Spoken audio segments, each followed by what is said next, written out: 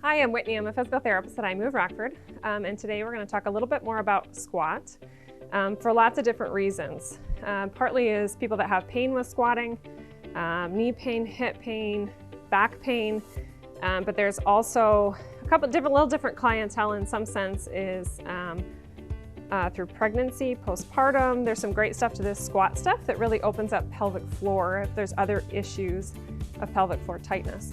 So I'm going to show you a couple of things in terms of I'm going to show you a mobility component and then sort of a follow-up stability. Again, the two go hand in hand. You can't just do mobility without providing it some follow-up muscle re-education of what to do. Otherwise, the mobility will never stick, okay?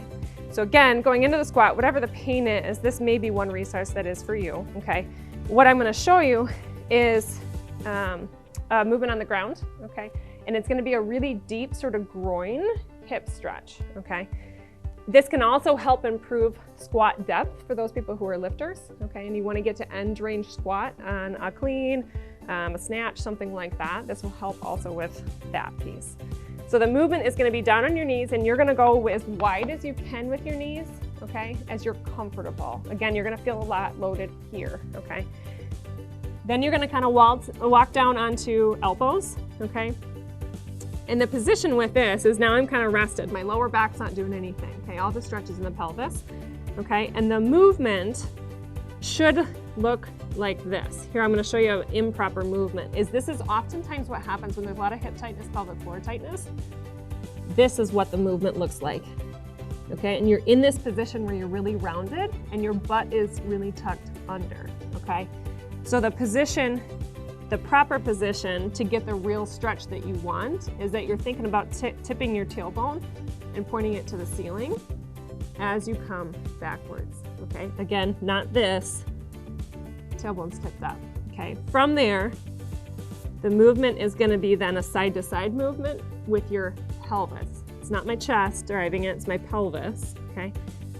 Second part of the movement is a twist. You're not gonna go very far, you're pretty wound up, but you should feel, again, a lot through the groin, okay?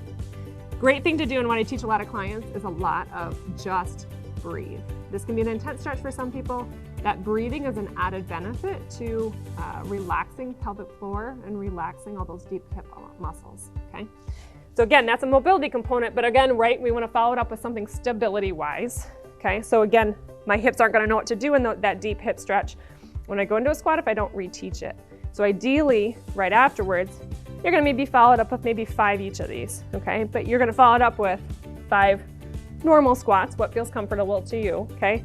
Depth-wise, you're challenging that depth a little bit, okay?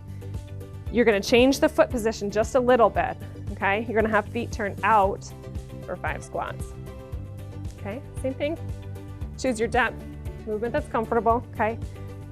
Last one, third position, toes turned in. This will be really hard for some of you, and don't be afraid, it's gonna limit your squat depth.